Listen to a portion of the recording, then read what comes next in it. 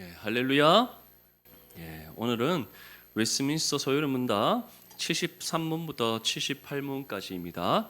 제8계명에서 9계명 우리 다 유임을 받으셨나요? 우리 함께 또 말씀의 은혜를 나누도록 하겠습니다. 웨스민스터 소요리 문답 우리 이제 73문에서부터 78문 10계명 제8계명에서부터 9계명입니다. 이제 10계명 마지막 부분을 우리 향해 달려가고 있고 또 웨스민스터 소요리 문답도 이제 후반부를 향해서 우리가 지금 계속해서 진행하고 있습니다. 우리가 이 웨스민스터 소요리 문답을 통해서 말씀의 교리를 배울 뿐만 아니라 또 이 말씀이 우리 마음에 새겨져서 우리가 분명한 신앙의 기준과 또 믿음의 확신 가운데 살아갈 수 있기를 축복합니다.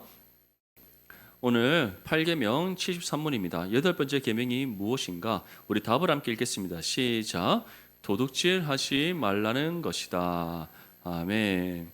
도둑질 하지 말라. 우리는 이 도둑질 하지 말라는 말씀을 남의 것을 빼앗는 것, 훔치는 것 그러한 것으로만 생각할 수가 있습니다. 하지만 이 여덟 번째 계명 도둑질 하지 말라는 것은 결국 거짓됨과 연결되어지는 부분들입니다. 우리가 부당하게 불을 쌓는 것, 불법을 행하는 것, 그리고 우리가 인위적으로 남에게 해를 가하는 그런 부분들, 그 모든 것을 다 포함하는 그런 말씀입니다. 그래서 예전에 제가 초등학생 때입니다. 도둑질 하지 말라 이 여덟 번째 계명을 그때 계단 공과를 통해서 배우고 있었는데 그 전도사님이 이렇게 말씀하셨어요. 자, 도둑질 하지 말라. 여러분들은 도둑질이 무엇이라고 생각하나요? 했더니 그 주변에 어떤 친구가 남의 거 훔치는 거요, 몰래 남의 거 빼앗는 거요 이렇게 막 얘기를 했어요. 그런데 제 옆에 있던 친구가 부모님 지갑에서 돈을 몰래 빼가는 거예요라고 얘기를 하는 겁니다. 참 그 도둑질이죠, 맞죠? 부모님 몰래 용돈 달라 하면 되는데 지갑에서 몰래 돈 훔치는 거 나쁜 거죠.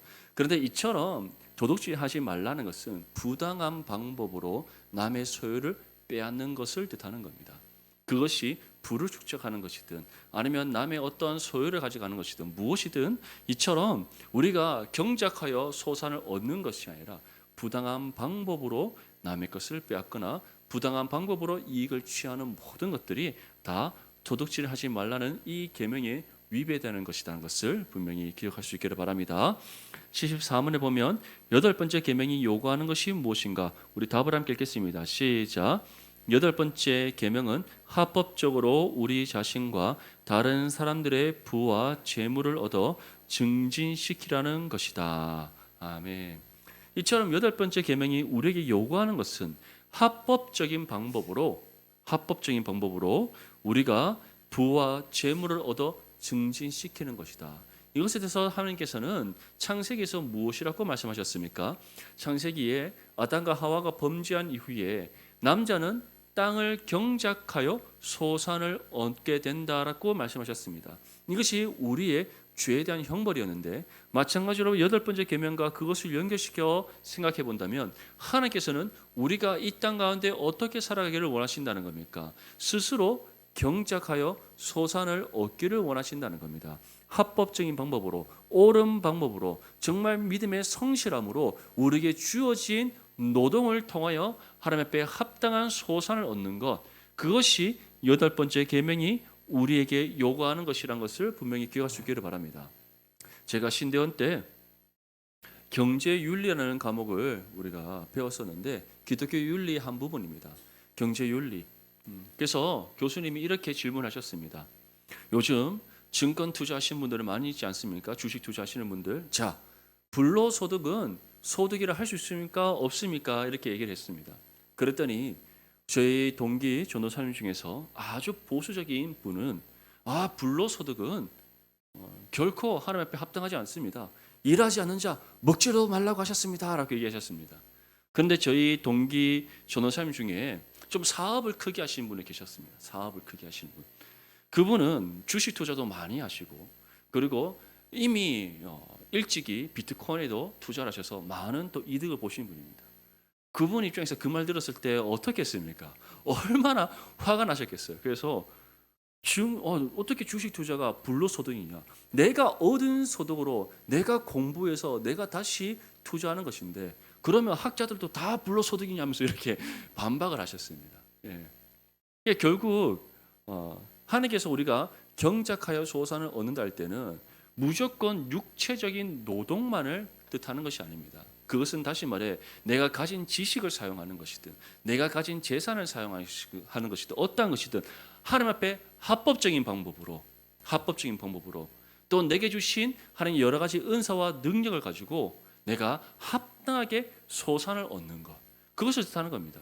농경사회에서는 당연히 경작하여 소산을 일궈야 됩니다. 우리 장로님 가수원 가서 열심히 갖고 와야지 열매 맺지 않습니까? 그냥 가만히 내버려 두면 알아서 열매 맺겠지만 옳은 열매가 맺어지지 않지 않습니까? 그런데 반면에 학자들에게 당신은 노동하지 않으니까 소득을 가질 수가 없습니다. 합당한 말입니까? 합당하지 않는 말입니까? 학자들 하는 게 대부분 무엇입니까? 앉아서 책 보고 글 쓰는 거잖아요. 그런데 육체적인 노동을 하는 사람들 입장에서는 그것은 노동이 아닌 것이지 않습니까? 성경은 그렇게 일률단편적으로 우리에게 말씀하는 것이 아니라 합법적인 방법으로 내게 주신 지혜와 능력과 은사를 따라 합법적인 방법으로 소산을 얻어서 부와 재물을 얻어 증진시키는 것, 그것을 가리켜 어떠한 것이다? 우리가 이 8번째 계명이 요구하는 것을 지키는 것이다. 도둑질하는 것이 아니라 정당한 대가의 소산을 얻는 것이다. 믿으시길 소망합니다. 그래서 제가 이 말씀 드렸다고 해서 우리 목사님이 주식 투자 마음대로 하라 했다 이렇게 생각하시면 안 됩니다. 그게 아니라 물론 이제 그것이 또 나쁘다는 것은 아니지만 이제 우리가 여러 많은 또 산업의 발전과 우리 또 4차 산업혁명 시대지 않습니까? 또 이 AI 시대 때 많은 직업의 변화가 있지 않습니까? 그래서 우리가 성경의 말씀을 문자적으로 우리가 접근해서는 안 된다. 그래서 이 시대에 맞게 이 말씀을 또 우리가 바르게 적용할 수 있어야 됨을 분명히 기억할 수 있기를 바랍니다. 잠언 27장 23절 말씀에 보면 내 양떼의 형편을 부지런히 살피며 내 소떼에게 마음을 두라. 이것은 남의 것에 마음을 두지 말라는 겁니다. 남의 떡이 더 좋아 보이지만 그 떡 내 것이 아니지 않습니까? 그것은 다른 사람의 것이지. 하나님께서 내게 주신 것에 내가 정말 심려를 기울여 잘 가꾸고 잘 돌봐야 됨을 뜻하는 겁니다. 그래서 내게 주신 직업에서 내가 성실히 일을 감당하는 겁니다. 내게 주신 능력으로 맡겨진 일을 성실하게 감당하는 겁니다. 그것이 바로 도둑질하는 것이 아니라 하나님 앞에 합당하고 또 합법적인 방법으로 소산을 얻는 방법이라는 거 믿으시길 소망합니다.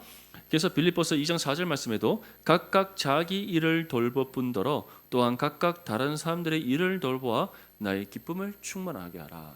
이처럼 먼저는 우리에게 맡겨진 일을 하나님 앞에 성실하게 감당할 것이요, 그 다음은 어떻게 하라? 다른 사람들의 일을 돌봐라. 이것은 합력하여 선을 이루어라는 것에 대한 말씀인 겁니다.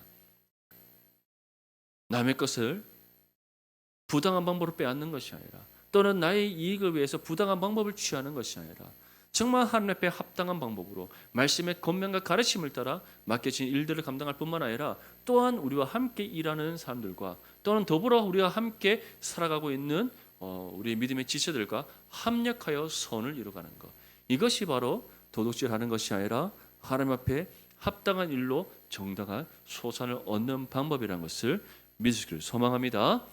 그런 의미에서 우리 앞뒤 저랑 말하면 인사할까요? 성실히 일합시다. 시작. 제가 예전에 베르나르 베르베르의 개미라는 책을 읽으면서 정말 이 개미를 하나의 묘사에서 정말 이 사회를 보여주지 않습니까? 제가 그 책을 읽는데 개미 그 책의 내용을 통해서 이솝 우화에 나오는 개미와 백장이가 정말 생각이 났습니다.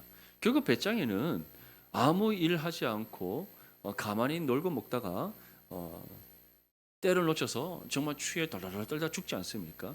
개미는 어떻습니까? 정말 미련한 것처럼 부실하게 맡겨진 일들을 성실히 감당해서 다음에 그 겨울을 준비하지 않습니까?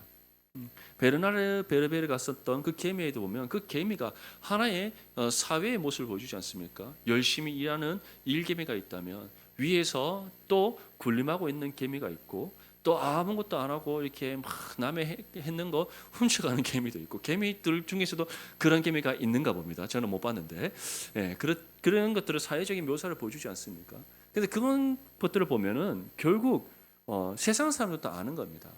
도둑질하는 거, 부당한 방법으로 이익을 취하고 부당한 방법으로 남의 것을 빼앗는 것은 잘못된 것이다.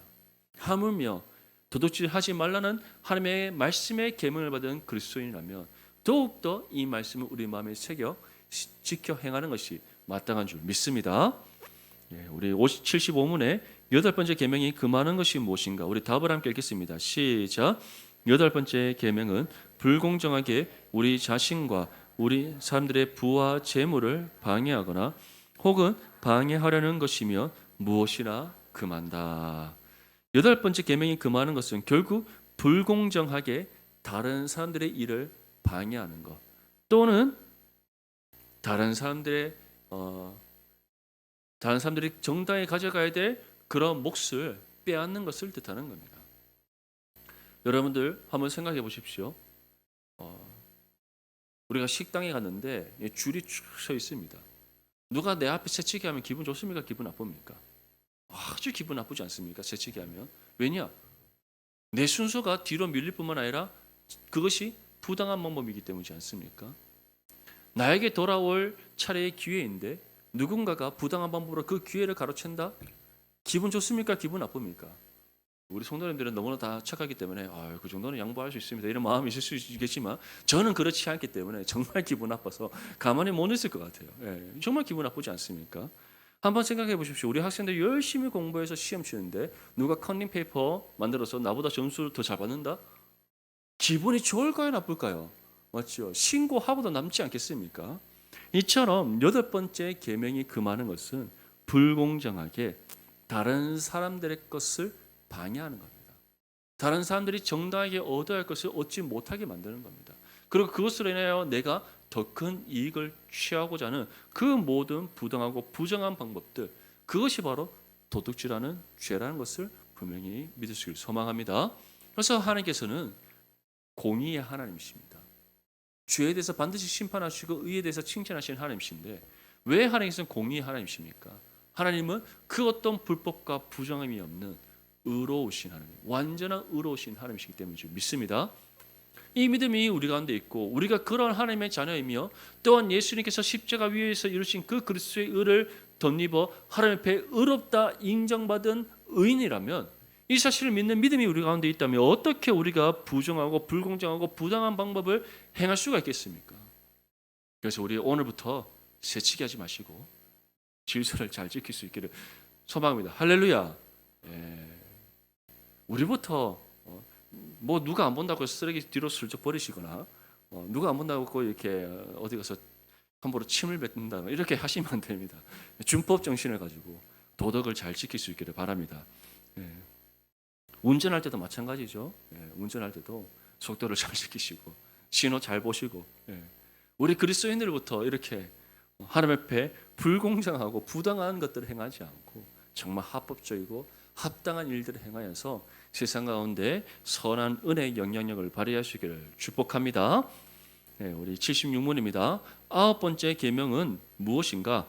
우리 답을 한번 읽겠습니다. 시작. 내 이웃에게 거짓 증거하지 말라는 것이다.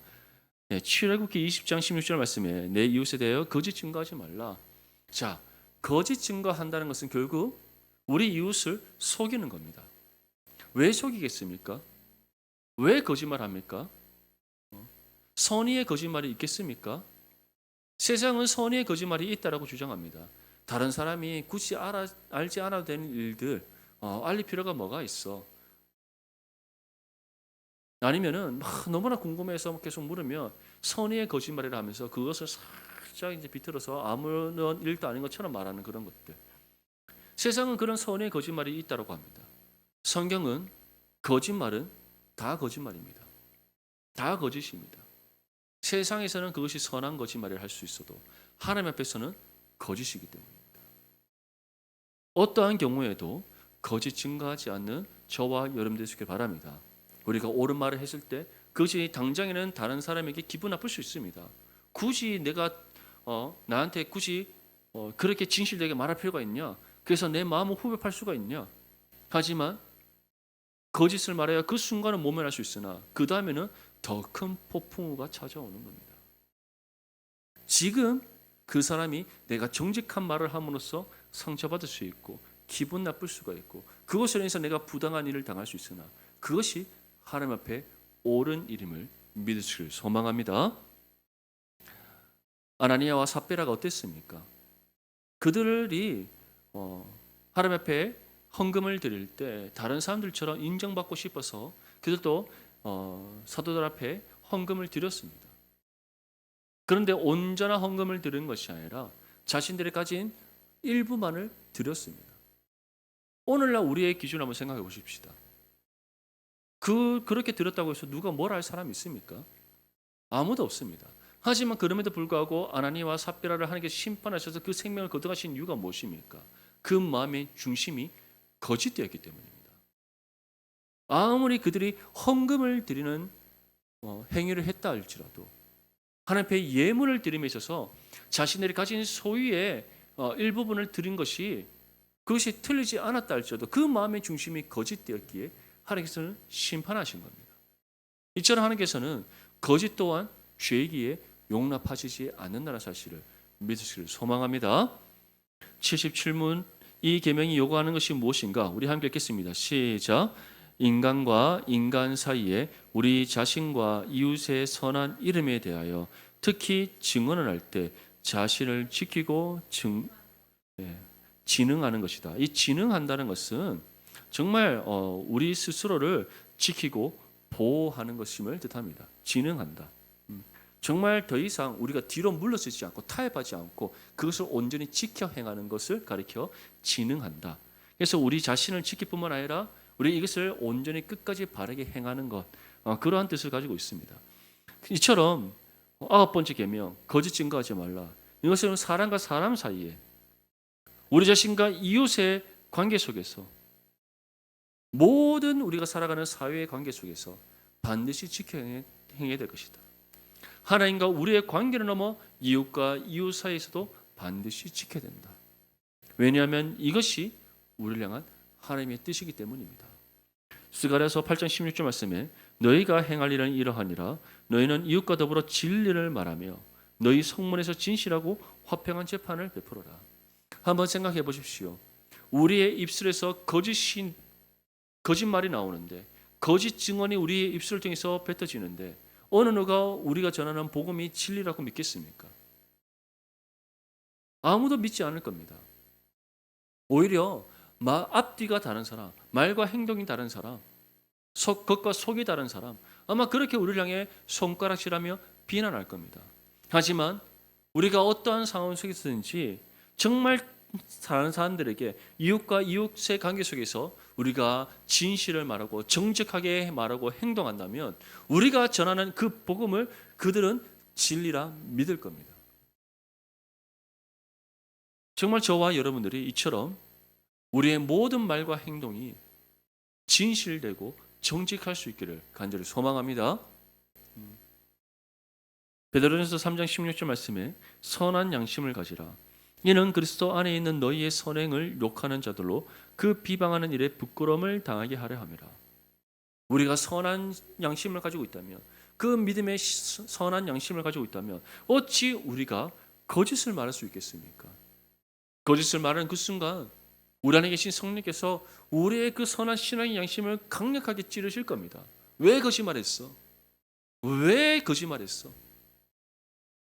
왜 하나님 앞에 그렇게 정직하지 못하게 말하고 행동했어? 그렇게 우리를 책망하실 것입니다.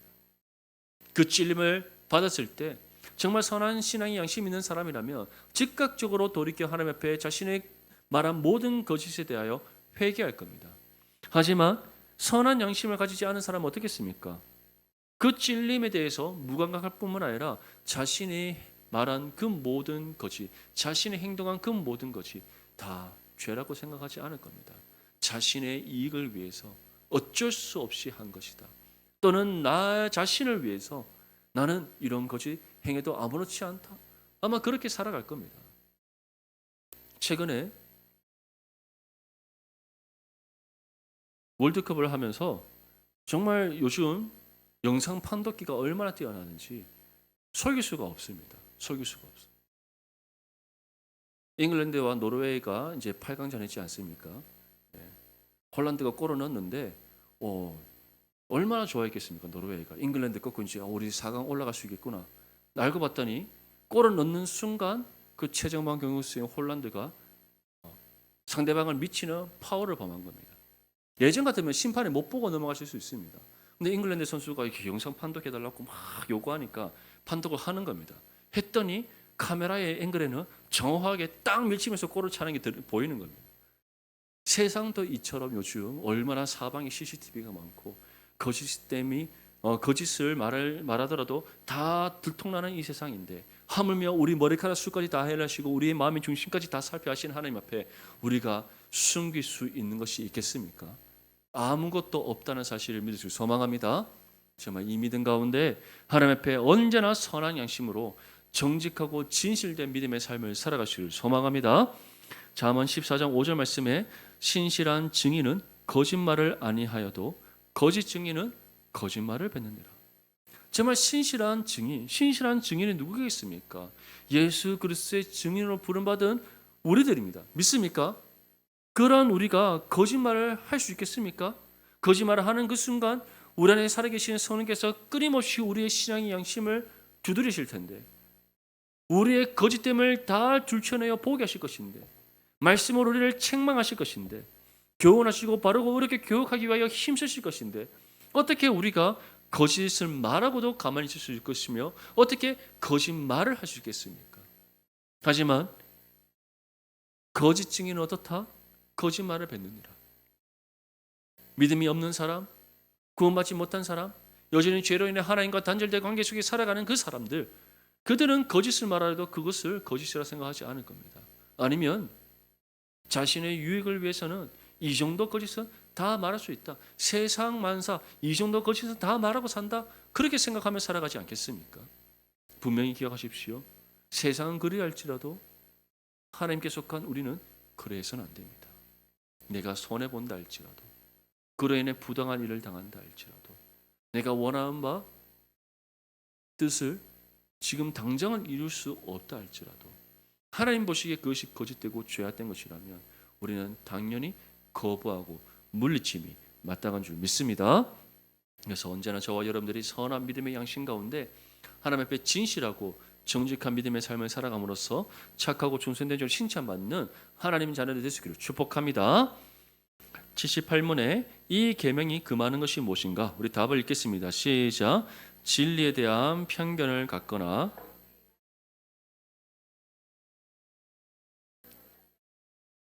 아멘.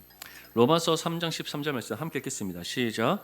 그들의 목구멍은 열린 무덤이요 그 혀로는 속임을 일삼으며 그 입술에는 독사의 독이 있고. 아멘. 이들이 누구입니까? 죄악된 죄인들을 가리킵니다. 특별히 거짓 가르침을 전하는 거짓 교사들을 지금 표현하고 있는 겁니다. 그들의 목구멍은 열린 무덤이다. 그 혀로는 속임을 일삼는다. 그 입술에는 독사의 독이 있다.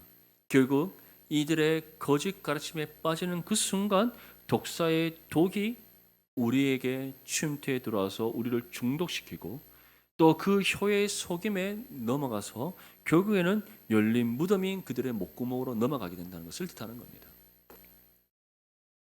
오늘날 이단은 끊임없이 거짓을 말합니다. 끊임없이 거짓을 말합니다. 이단뿐만 아니라 어떻게 보면 우리가 살아가고 있는 이 세상에 거짓이 난무한다고 말할 수 있습니다. 그런 거짓된 세상 속에서 우리가 하나님 앞에 정직하고 진실된 삶을 살아간다면 그러한 우리의 삶이 정말 세상 가운데 한 줄기 하나님의 영광의 빛을 비추는 거룩한 삶이 되지 않겠습니까? 이 죄악되고 어두운 세상 가운데 우리가 정말 정직하고 진실된 믿음의 삶을 살아간다면 이 세상의 어둠을 물리치는 한 줄기 거룩한 하나님의 빛이 되지 않겠습니까? 그것이 세상의 빛으로 부름받은 우리가 살아가야 될 삶입니다. 정말 이 삶을 믿음으로 힘써 감당하여 이 죄악되고 어두운 세상 가운데 한 줄기 하나님의 영광의 빛을 비추는 거룩한 믿음의 삶이 되시기를 소망합니다. 욥기 27장 5절 말씀 함께 읽겠습니다. 시작. 나는 결코 너희를 옳다 하지 아니하겠고 내가 죽기 전에는 나의 온전함을 버리지 아니할 것이라. 아멘. 욥은 그 자신의 세 친구들이 정말 그 세 치어로 그를 설득하며 네가 심판받은 거, 네가 죄를 지었기 때문이야. 너 지금 하나님 앞에 옳고 의롭게 살았다 생각하지? 아니야. 우리도 너가 그렇게 옳고 의롭게 살았다고 생각했는데 너 이처럼 심판받은 것 보니까 너 옳고 의로웠던 거 아니야. 너 돌아봐봐. 너 하나님 앞에 죄를 지었을 것이야. 너 불의했을 것이야. 친구들이 계속 그렇게 말합니다.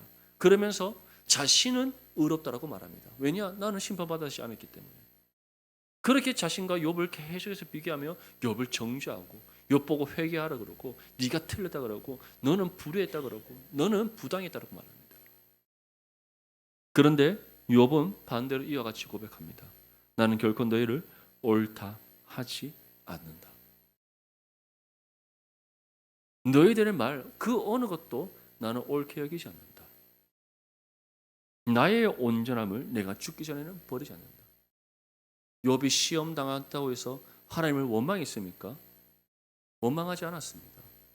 자녀를 다 한순간에 잃어버리고 사탄의 시험으로서 자녀를 다 잃어버리고 그가 가진 모든 재산 다 사라져버리고 이제는 자신의 온몸에 종기가 나서 극심한 고통 가운데 있음에도 불구하고 그는 하나님을 원망하지 않았습니다.